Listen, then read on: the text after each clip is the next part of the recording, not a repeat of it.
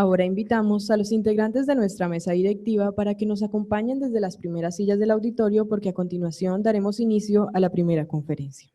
Conferencia Capitalismo y Mercado como herramientas para superar la pobreza, a cargo del doctor Miguel Anso Bastos, doctor en Ciencias Económicas de España. Lectura de su hoja de vida. Miguel Anso Bastos es profesor titular en Ciencias Políticas y secretario del Departamento de Ciencia Política de la Administración de la Universidad Santiago de Compostela, USC, en España.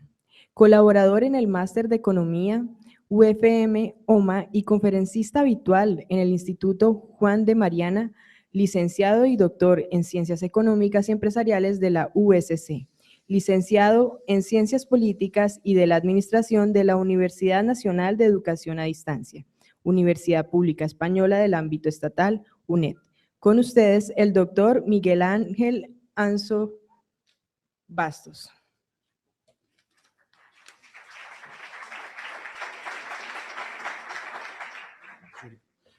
Muchas gracias señor vicerrector, señores decanos, queridos colegas. Primero, vamos a ver. Yo tuve un gran honor en mi vida, uno de los grandes honores que tuve en mi vida fue hablar en el convento de los dominicos de Salamanca, donde dieron clase y pusieron su doctrina los primeros dominicos. Fue un gran honor porque allí di clase donde dieron los profesores, los que antes fueron citados aquí. Y me complace enormemente que otra universidad de dominicos me vuelva a invitar a tan gran honor de hablar. Y además hablar de un tema que otro gran dominico, el padre Domingo de Soto, trató abundantemente, estableciendo en el siglo XVI un famoso debate sobre las leyes de pobres y sobre cómo tratar la pobreza. Por tanto, es un honor de nuevo y agradezco a los dominicos su confianza en invitar a este humilde profesor a hablarles, tanto al otro día del Atlántico como en esta. A ver, vamos... Yo, quería plantear un poco el tema de la pobreza, cómo se sale de la pobreza, cuáles son los mecanismos para salir de la pobreza y exponerlo de forma sucinta y después en el debate o cuando proceda, pues discutir si están de acuerdo conmigo o no. Esto yo, tal como lo tenía planteado, es un simposio. Por tanto, yo voy a plantear una serie de teorías sin contrastar. Este tipo de eventos no traigo ideas maduradas, sino que traigo propuestas, traigo ideas y quería exponerlas algunas de ellas por primera vez. Entonces... para después debatirlas con ustedes, con un público tan selecto, a ver si estoy en un buen camino o en el mal camino. Por tanto, no son ideas totalmente maduradas, pero sí que son ideas que llevo tiempo meditando en ellas y quería exponerlas aquí, algunas de ellas. Entonces, primero, la pobreza. ¿Qué es la pobreza? La pobreza siempre es una medida relativa, no es una medida absoluta. Entonces, en ese aspecto hay que tenerlo en cuenta. La pobreza siempre es un concepto que se usa por comparación. Nosotros somos más pobres que o somos más ricos que, pero normalmente se entiende en ese sentido relativo, no en el sentido absoluto. En el sentido absoluto, es decir, una pobreza es decir, carencia de determinados bienes que se consideran indispensables para mantener un nivel de vida que se entiende correcto. En ese aspecto se entiende por pobreza absoluta. Pero normalmente cuando hablamos de pobreza, sobre todo en el nivel económico, estamos casi siempre hablando de pobreza relativa. O sea, de pobreza somos más pobres que Suiza, somos más ricos que Ecuador, somos tal, siempre hacemos ese tipo de comparaciones. Y yo creo que es un error. Creo que hay que centrarse más en la pobreza absoluta que en la pobreza relativa. Yo creo que hay que centrarse en la idea de que las personas tengan acceso a una serie de bienes, una serie de bienes de consumo, una serie de elementos, pues sanidad, bueno, elementos de sanidad, elementos de comida, de vivienda, etcétera, más que centrarse en si somos más o menos que otros, y más que centrarse en comparar unas personas con otras. Entonces, el primer consejo, los dos primeros caveats que voy a hacer antes de entrar, cuáles entiendo yo que son las soluciones que debe afrontar el mercado o la sociedad para eliminar este problema de la pobreza absoluta. La pobreza relativa nunca se va a poder abolir. Pues en esta clase, en este auditorio, por fuerza hay el más rico y por fuerza hay el más pobre. Eso no quiere decir que el más rico sea muy rico ni que el más pobre sea muy pobre, pero si empezamos a sumar con contabilidad detallada la riqueza de cada uno de nosotros, en esta aula hay el más rico y en esta aula hay el más pobre. Y en esta aula el 10% más rico y en esta aula el 10% más pobre. Eso no se puede evitar en cualquier situación del mundo, por muchos factores, por edad, porque son jóvenes ustedes y los más viejos normalmente tendemos a ganar más, por razones vitales, por razones de que unas personas escogen unas profesiones más remunerativas que otras, a cambio tienen que trabajar más duro, y otras personas en cambio escogen profesiones más cómodas o más demandadas y ganan menos. Pues forma parte de la libertad vital. La libertad de escoger su propia vida incluye también aceptar la responsabilidad de que unas personas van a ganar más y otras menos, van en las elecciones que nosotros hacemos. Entonces, eso no va a poder ser nunca aceptado, eliminado. Es decir, la pobreza relativa siempre va a existir. Y repito, habrá un 10% más rico, un 10% más pobre, etcétera, etcétera. Eso no puede. Y en la tierra también habrá el país, por fuerza, habrá el país más rico de la tierra, si empezamos a sumar hasta el céntimo la riqueza de cada uno, y habrá el país más pobre de la tierra.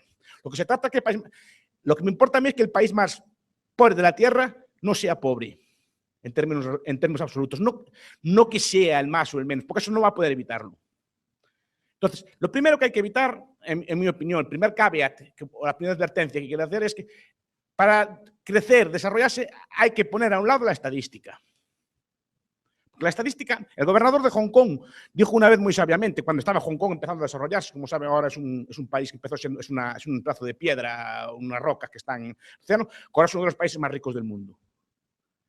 El gobernador de Hong Kong, cuando empezó a desarrollarse en los años 50, dijo, no quiero saber nada de estadísticas, porque si empezamos con estadísticas, empezamos ya con un montón de peticiones, porque aquel sector crece, yo no crezco, yo quiero recursos para crecer como el otro, y quiero ser como el otro, y aquel me creció más. No, deje crecer, deje hacer. Y creció. Porque si empezamos ya a decir, no, es que el sector del acero crece y el sector del algodón no crece tanto y el sector de la industria agromecánica crece, ya empezamos a querer que repartan los fondos unos con los otros, ya empezamos con presiones, hay que poner un arancel, hay que poner una intervención, hay que hacer una serie de medidas para proteger. No, deje crecer. Y ya saldrá. Ya saldrá. Es decir, no se puede saber cuál es el sector que va a crecer, nunca se puede saber dónde se va a desarrollar un país. Eso no se puede saber a priori. Querer planificarlo, querer usar esas herramientas para predecir el futuro es arrogancia intelectual, como diría el viejo Hayek. Es decir, es una idea de pretensión de conocimiento, de pretender que podemos conocer las condiciones futuras de un país. Entonces, el primer caveat es, olviden las comparaciones, trabajen ustedes, dedíquense a lo suyo, hagan lo mejor que puedan en sus trabajos, pero dejen de compararse con los demás. Es un error, porque si no, se comete otro error, que es querer imitar lo que hicieron otros. Y cada persona tiene su forma de desarrollarse, igual que una persona no puede imitar exactamente lo que hace otra. Porque cada persona tiene sus características, dentro de la rica diversidad humana, cada una de las personas tenemos nuestras cualidades y tenemos que aprovecharlas, pero no podemos copiar unos de los otros e intentar imitar todo lo que hacen los demás, porque no puede ser. Entonces es un error. Se puede servir de luz, pero no intentar imitar todo lo que hacen los demás, sino seguir nuestro propio camino y ver qué sabemos hacer nosotros y hacerlo bien. Entonces, primero es advertencia, olvidar estadísticas y comparaciones. Trabajar y seguir este mecanismo y olvidarse de datos agregados de Producto Interior Bruto que al final solo conducen yo creo que a errores. Y dos, la segunda advertencia que hago, el caveat previo, es olvidar la planificación. El desarrollo, antes discutía con Brian este tipo de cosas en la entrada y decía, no, es que se puede planificar el desarrollo. Yo creo que el desarrollo no puede ser planificado. Es decir, no se puede saber a priori cuál va a ser el desarrollo de un país porque no se puede saber porque depende de la acción humana y depende de la acción humana concreta y depende de las decisiones concretas que tome cada persona en cada sitio. Y querer intentar desarrollar por la fuerza un país acostumbra a fracasar. Yo siempre digo, los primeros países que desarrollaron, Inglaterra en la Revolución Industrial, Estados Unidos, ¿qué planificación siguieron? Ninguna. Determinaron por plan qué sitios tienen que desarrollarse, pues no. Salió en Manchester, que fueron los primeros sitios que se empezaron a desarrollar así a eliminar la pobreza de forma masiva a nivel mundial. ¿Por qué? Porque había carbón allí, por una serie de casualidades, tenía un puerto bueno y tal, una serie de cosas, y empezó a desarrollarse allí esa industria y después se extendió. Porque otra cosa que hay que tener en cuenta, lo que hay que explicar nunca es la pobreza, es la riqueza. Lo extraño en la humanidad es la riqueza, no la pobreza. El ser humano vivió siempre, todos los 50, 100.000, 150.000 años, o sea, en condiciones de pobreza absoluta, con hambrunas cada 20 o 25 años. La condición humana fue siempre de pobreza. Solo desde hace 200 años, más o menos, empezó el ser humano a eliminar a gran escala la pobreza absoluta. Y empezó en unos pequeños sitios y se fue extendiendo como una mancha de aceite. Entonces, lo que hay que explicar es qué hicieron esos países, cómo se desarrollan esos países y no lo contrario. No explicar la pobreza como algo raro, sino explicar la riqueza y qué hay que hacer para la riqueza. La riqueza, señores, en términos absolutos siempre, es algo frágil.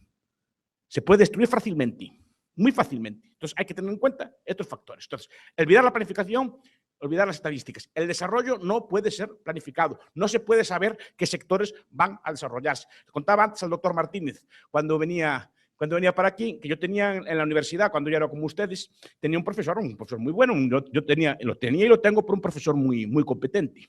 Y nos explicaba a los jóvenes de aquella cómo iba a ser, pues, Galicia, que era nuestro estado de allí de España, cómo iba a ser dentro de 20 años. Nos decía, bueno, pues no sé qué tal. El textil no. El textil no. Es un gran planificador, fue director general de industria y fue muchas cosas después. Pero decir, el textil no, porque el textil van a venir los chinos y van a competir más barato, no. Entonces no sé qué empezaba allí a hablar de I+D+I, más spin-offs y cosas de estas así, que hay cosas así modernas, que hay combinación del conocimiento, el talento, la universidad. No sé, empezaba a hablar de estas cosas que les gustan mucho así a los técnicos y explicaba allí tal, no sé qué de la cerámica, no sé qué de las biotecnologías, no sé qué del mar, cultivar allí algas y no sé qué hacer con ellas y tal. ¿Cuál es el primer sector de Galicia hoy? Con bastante diferencia. El más próspero y el más tal. El textil. ¿Quién contaba con eso? Nada, nadie. ¿Quién contaba que iba a multinacionales, una de las más grandes multinacionales textiles del mundo, como Inditex, del grupo Zara, que es una de las multinacionales más grandes del mundo, iba a aparecer en Arteixo, que es un pueblo de Coruña? ¿Quién lo conoce bien vuestro decano, el señor Pérez Soto? ¿Quién iba a decirlo? Nadie. Pues salió un señor allí que sabía hacer ropa, punto. Y salió allí porque le salió el señor allí. Saliera en León o en Bucaramanga, estaría en Bucaramanga el textil. Lo que hay que darle son los medios, o sea, los medios no, las instituciones o las libertades o la forma de hacer que el señor pudiera prosperar. Pero te puede salir en Bucaramanga un industrial del acero, un industrial de la electrónica, no hay por qué. No hay un sitio a priori que diga dónde tienen que salir las cosas. Si cogeremos al planificador, diría, industria textil, no, hay que hacerlo, que sea en Zaragoza, porque allí la logística es mejor para transportar. Pues no. Salió en un sitio bien excéntrico. Y después, a partir de ahí, pues critico el planeamiento, se crearon las infraestructuras, porque la gente piensa, no, primero le hacemos un marco, creamos carreteras, infraestructuras, centrales eléctricas, puertos, compañías de gas y tal, y así se desarrolla. No. Primero se desarrolla la industria y después viene el resto, que es como se hizo una revolución industrial y como se hace en España. Primero aparece la industria allí y después rápidamente ya hay conexiones con el puerto, se crean ferrocarriles, ya la propia empresa financia el ferrocarril, financia incluso un aeropuerto comercial para trasladar bienes y así. Es primero la industria y después el desarrollo. Pero la gente no, hacemos una serie de carreteras, hacemos una central con Cúcuta, una carretera de 6 carriles por lado y hacemos allí una central de gas y sale. No tiene por qué salir. A lo mejor en Cúcuta lo que tiene que salir en Bucaramanga es una industria del tornillo, una industria del acero o de la mermelada. Eso nunca se sabe, del perfume. Eso nunca se sabe. Depende de la habilidad que tenga alguno de ustedes o lo que cree alguno de ustedes. Lo que pasa es que si alguno de ustedes tiene capacidad de crear, hay que dejárselo.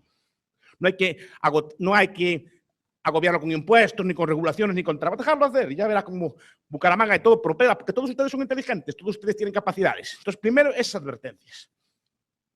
Después, ¿qué requisitos veo yo, en mi opinión, para crear una sociedad en la cual la pobreza absoluta sea eliminada y en la cual las personas tengan medios, tengan bienes y puedan disfrutar de una vida cómoda y cubrir sus necesidades vitales, sean estas cuales sea? Pues hay un factor que es principal. Ayer lo comentaba en la clase con algunas personas. El capital. Capital físico, capital humano. Los dos. Cuando hablo de capital, hablo de que una sociedad tiene que generar y solo se genera a través de una cosa, del ahorro y del ahorro de las personas, de los individuos y del ahorro de las empresas, pero básicamente de ahorro. La clave de la riqueza, la clave de la capitalización es gastar siempre menos de lo que se gana. Esa es la clave de la riqueza. Ser capaces de sacrificarse y vivir siempre un poco por debajo de las posibilidades de uno. Ese ahorro es lo que nos va a dar riqueza a largo plazo, bien sea porque ese ahorro después es el que permite financiar carreteras, el que permite financiar ferrocarriles, el que permite financiar industrias, el que permite financiar infraestructuras como centrales eléctricas, de gas, etc. Pero primero hay que ahorrarlo. Ayer les contaba el ejemplo de Robinson del palo. Si Robinson no ahorra, no tiene palo, y si no tiene palo, no puede producir cocos. Pero primero tuvo que ahorrar para hacer el palo. Pero desde el momento que tiene el palo en la mano, su productividad se incrementa muchísimo. Pues lo mismo, si nosotros, en vez de producir con las manos, producimos con la ayuda de toda esta electricidad que multiplica nuestra fuerza por 1000, somos más ricos. Si tenemos telefonía móvil, si tenemos un montón de bienes, es porque alguien, nuestros abuelos, lo ahorraron previamente y lo invirtieron bien. Pero primero es el factor de capitalización. Y es una cosa que se olvida muchas veces. Piensa que la riqueza es así, como piensan los neoclásicos. Muchas veces hablamos de ello. No, que no, la riqueza viene dada. La capital es algo que se consume y se crea en el momento. No, señor. A través del tiempo, nuestros antepasados fueron haciendo bienes de capital. Siempre derivado del ahorro. Empezaron pues haciendo pequeñas carreteras, hicieron puentes que facilitaron la construcción. Alguno de nuestros abuelos o de sus abuelos pues creó la primera central eléctrica de aquí de Bucaramanga, otros creó una central telefónica, otros una central de gas, y todo eso constituye una enorme red, una enorme estructura de capital que permite que cualquiera de nosotros trabajando multiplique su fuerza física por 100, por 10, por 1000, y por tanto nos haga ricos. La riqueza es capitalización y esa capitalización deriva después en producción. Lo que nos hace ricos es tener bienes y servicios. Pues los bienes y servicios hay que producirlos y se pueden producir sin bienes de capital. Entonces es necesario ahorrarlos previamente. Esto es un factor ético. La idea de ahorro, la idea de llevar una vida frugal, llevar una vida por debajo de las posibilidades, es un factor ético, es un valor incluso pues, de corte religioso que yo defiendo mucho en ese aspecto. Es decir, que esa idea de no vivir por encima de las posibilidades, no vivir endeudado, no vivir con este tipo de cosas, que es un valor que tenía mucho la gente de antes y que se va perdiendo. Pues esos valores, señores, fueron los que nos hicieron ricos. El ahorro de las empresas y el ahorro de los individuos. Es una forma de vida, que enriquece a las sociedades. Dicen, no, es que los ingleses, vayamos a los ingleses, por ejemplo. ¿Qué valores tenían? Los ingleses eran victorianos, eran sumamente rígidos, eran sumamente ahorradores, no gastaban, vivían siempre por debajo de sus posibilidades. El capitalista victoriano vivía del interés y jamás tocaba el principal. Si tenían 100 libras o si tenían 1000 libras, por ejemplo, rentaban 100 y 100 libras rentan 10, pues vivía con 10, se acostumbraba a vivir con 10. Y el resto iba para el montón. ¿Pero qué pasa? Al cabo de 7 años, en vez de 10 tenía 20, y al cabo de otros 7 tenía 40, y al cabo de otros 10 tenía 80, no sé si me explico. Iba incrementando su nivel de vida sin tocar el principal y enriqueciendo al mismo tiempo a la sociedad. Como eso creaba una mayor producción, los bienes se abarataban y cada vez eran más ricos. Es así como se hicieron. ¿Por qué crecen los chinos? Chino no, si dicen, no, es que el chino trabaja, efectivamente, pero el chino también hay que decirlo, el chino de promedio es el pueblo más ahorrador de la tierra, ahorra el 50% de los que ganan. El 50% de lo que ganan, se acostumbran a vivir con la mitad de lo que ganan. No solo la China grande, todas las chinas. La única pobre es la China comunista. Todas las otras 4 chinas son las 4 ricas y están entre los países más ricos de la tierra. Y son pueblos que trabajan y ahorran muy duramente. Y eso hay que darlo en cuenta. No decir, no, es que son ricos porque sí. No, señor, hay que ver por qué son ricos. Entonces, primero eso, capitalización. Capitalización de bienes físicos y de bienes humanos. E importa la educación. Pero cuidado, la educación, y aquí es donde podemos ser más polémicos. La educación no es un bien homogéneo. No toda educación es adecuada, digamos, para acabar con la riqueza. No, señor. Yo puedo educarlos en muchas cosas. No todas las ideas económicas favorecen el progreso. Yo no quiero aquí decir que la mía es la buena y la otra la mala, pero yo les digo una cosa. Creo que están en buena universidad, creo que están ustedes bien criados. Creo que las ideas que se enseñan aquí son las correctas, es mi opinión. Para ese tipo de cosas. Se enseñan valores éticos y se enseñan valores económicos correctos. Pero no toda educación, por el mero hecho de ser educación, favorece el progreso. Yo creo que hay educaciones que favorecen la pobreza. Yo lo tengo muy claro. No quiero aquí atacar a nadie ni insultar a nadie. Yo estoy cierto que hay ideas económicas, ideas políticas, ideas éticas que conducen directamente a la miseria. Pueden ver países de su entorno si quieren y ahí ya me dicen y ya me comparan. Pero yo tengo claro que no toda educación, por el mero hecho de ser educación, es necesariamente adecuada para este progreso. No toda educación genera capital humano. Alguna educación puede destruir capital humano. Eso corresponde a cada uno determinar cuál es. Yo creo que aquí están ustedes bien, es mi opinión. Pero bueno, eso ya Cada uno entenderá y discutirá, pueden decirme que esto no es lo bueno, etc. Pero básicamente es esto. Entonces, primero, capital físico y capital humano, con las ideas adecuadas. A otro corresponderá determinar cuáles son. 2. Capitalismo. No basta con ahorrar. No basta con estar bien formados. Bien formados hay muchos pueblos en la Tierra. Siempre pongo el ejemplo del pueblo ruso, que es un pueblo muy formado, pero formado, en mi opinión, en ideas equivocadas. Por lo tanto, cuanto más aprendían, peor les iba. No sé si me explico. Porque si aprenden de una idea equivocada, cuanto más aprenden, más daño hacen, no más bien hacen. No sé si me explico. No siempre por educar. O sea, si yo, por ejemplo, educo en el racismo y empiezo a dar teoría del racismo, y puedo darla con gran erudición. Vamos a estudiar a Bachar de la Puig, vamos a estudiar al Conde de Gobineau, vamos a estudiar a Carus, vamos a estudiar a William Chamberlain, estudiamos las razas y tal, gran erudición, y yo les mando 40 libros para casa y saben todas las teorías de las razas, saben distinguir un melanesio, un chino, un indio, tal, y después jerarquizarlas, cuál es la raza superior y cosas por el estilo, y empezamos ahí y tal. Ustedes aprenden muchas cosas. Y seguro que son muy listos después, y tienen mucha cultura, y están muy formados en la forma de los cráneos y en ese tipo de cosas todas. Pero aquí, cuanto más aprenden, más daño hacen después. No sé si me explico. Si la idea es equivocada, cuanto más aprendan de ella, más daño van a hacer, no más bien. Y casi es mejor que no estudiaran, a que estudien una idea mala que cause, si lo que quieren es producir más. Entonces, primero, ideas. Por eso digo la idea del capitalismo. La idea del capitalismo muchas veces es difícil de entender porque no es intuitiva. Las ideas en general que enseña la escuela austríaca no son intuitivas, son contraintuitivas. Y hay que estudiarlas. Hay que entenderlas. Muchas veces no se ven a simple vista. Lo que entendemos muchas veces por sentido común o por conocimiento común, muchas veces es un conjunto de falacias más o menos propagadas. El capitalismo hay que entenderlo y muchas veces hay que estudiarlo y entender cómo funciona. Pero el capitalismo básicamente es un conjunto de instituciones, tal como lo entiendo yo, las instituciones del capitalismo, que esos ahorros permiten asignarlos de la forma más productiva posible. Por ejemplo, claro, si nosotros tenemos ese ahorro, trabajamos duro y ahorramos, invertimos el dinero en una fábrica, por ejemplo, no sé, de cintas de cassette. No sé si se acuerdan de qué son esas cosas. ¿Alguien se acuerda de lo que son las cintas de cassette? Pues diríamos, sí, tenemos un capital ahorrado, tenemos un dinero.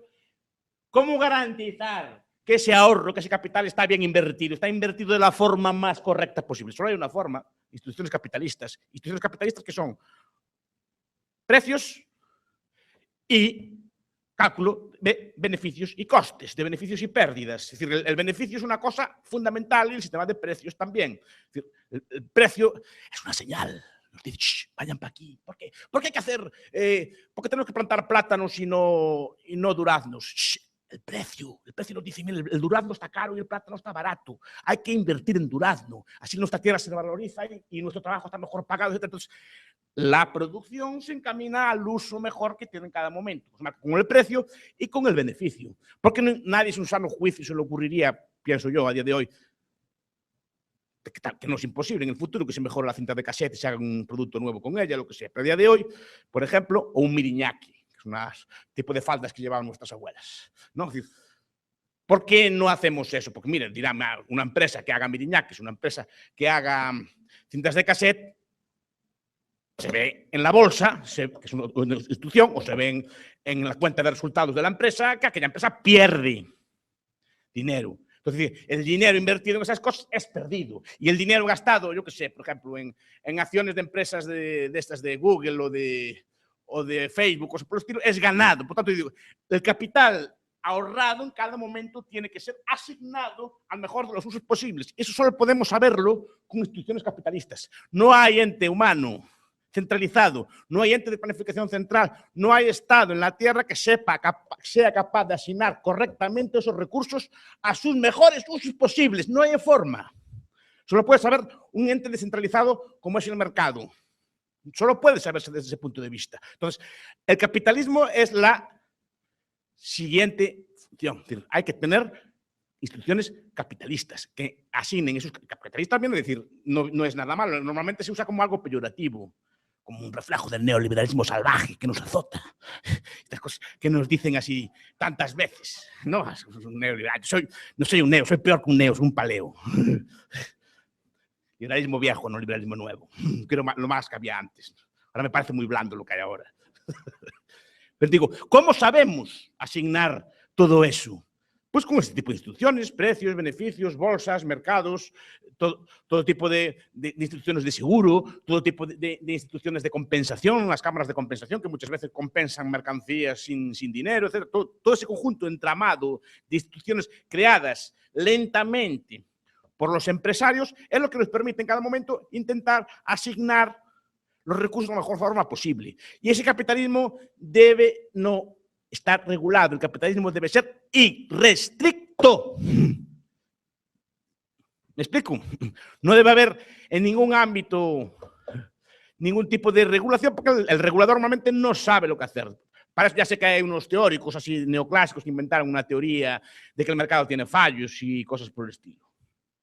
Sí, Samuelson, Musgrave, pues yo les digo así también, si quieren para el debate, el mercado no tiene fallos, ¿de acuerdo? Ninguno.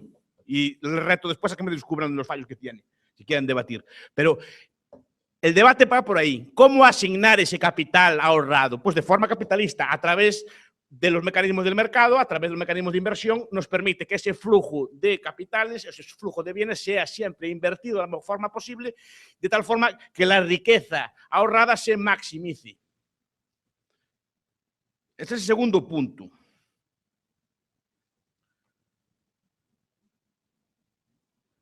Trabajo. Esa es otra cuestión de ética. La ética del trabajo.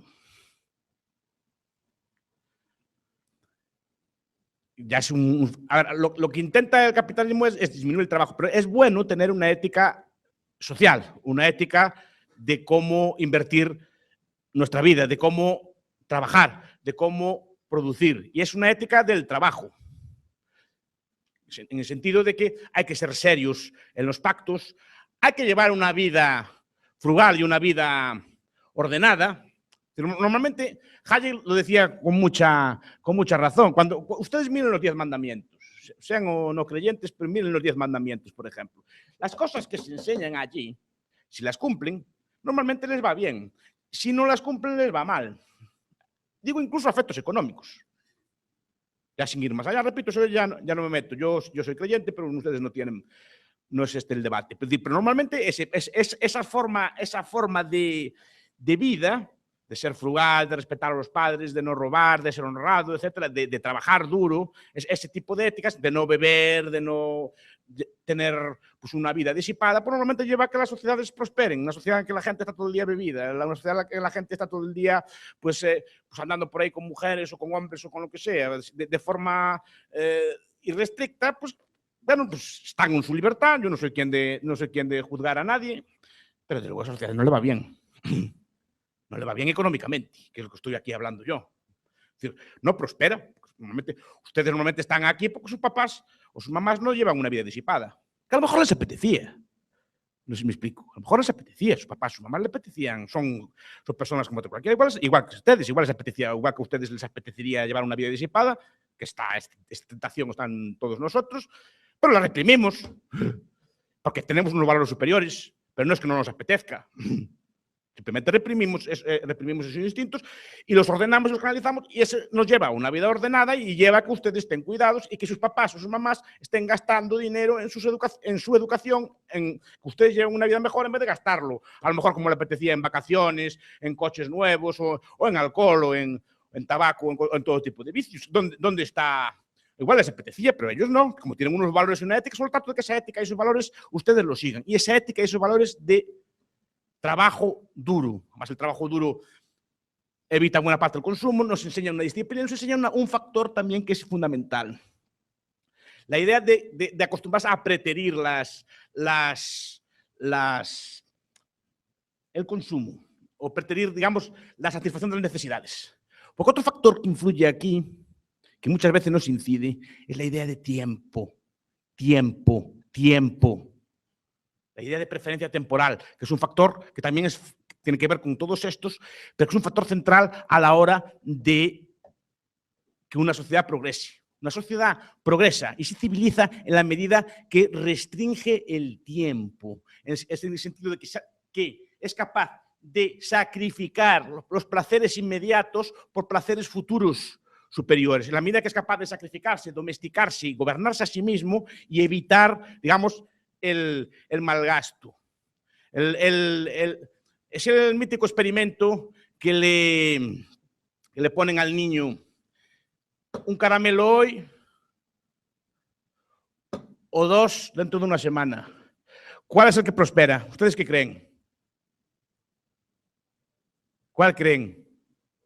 El de una semana. El que es capaz de posponer sus sacrificios o controlarse a sí mismo y domesticarse, ese es el que prospera. Y una sociedad solo puede prosperar en la medida que domestique el tiempo, porque ahí está en última instancia el valor ético. En la medida, primero, como le gusta decir al doctor Martínez, es decir, no es una cuestión de Papá Noel, no es una cuestión de que tengamos que tener todos derechos, que nos tengan que mantener, es una cuestión de ética, es decir, mira, tenemos que salir adelante nosotros solos, nadie nos tiene por qué ayudar, salvo que estemos tirados en la calle sin comer o en un estado de inconsciencia, pero tenemos que salir nosotros y nadie tiene que trabajar por nosotros, no tenemos ningún tipo de derecho. Una sociedad que tenemos que trabajar y sacar nosotros adelante, a nuestra familia, a nuestros hijos y a nuestros mayores, pero no tiene que venir ningún político, ninguna persona a decir que él nos salva, es deber nuestro y es un deber moral, de primera orden. En la medida que tengamos esos deberes y tengamos esa represión del tiempo, la sociedad prospera, pero toda ella en conjunto, en sentido que una persona que reprime sus instintos, que reprime su tiempo, que es capaz de, digamos, retrasar eso, es una persona que es capaz de ahorrar, el ahorro en última instancia es eso, y que genera una serie de instituciones útiles. En consecuencia, y ya para acabar, hay 3 factores importantes: capitalismo, ahorro, trabajo y tiempo. Esos factores combinados son los que hacen una sociedad rica y próspera. Repito, olvídense de comparar con los demás. Piensen básicamente en ustedes mismos cómo puede hacer usted mejor y ya verán cómo todo va bien. Pero olvídense de ningún tipo de plan o de que haya algún tipo de fórmula mágica que pueda hacer una sociedad prosperar. Si hubiera esa fórmula mágica, ya sería usada en muchos países de la Tierra. Y es como esa fórmula no existe y solo existe lo que digo yo, en mi opinión, muchos países no salen de pobres. ¿Qué pasa? Que las medidas que digo yo son duras. Y muchas sociedades modernas no son capaces de llevarla a cabo, porque muchas sociedades modernas no son capaces de sacrificarse, de vivir por debajo de sus posibilidades, de trabajar duro. No queremos que todo nos venga regalado, como Papá Noel, que nos venga y nos regale todo tipo de cosas, que nos traiga todo tipo de bienes. No, señor, tenemos que trabajar nosotros, ahorrar nosotros, y de nuestro trabajo individual ya verá cómo salen sociedades libres, prósperas y ricas. Un placer.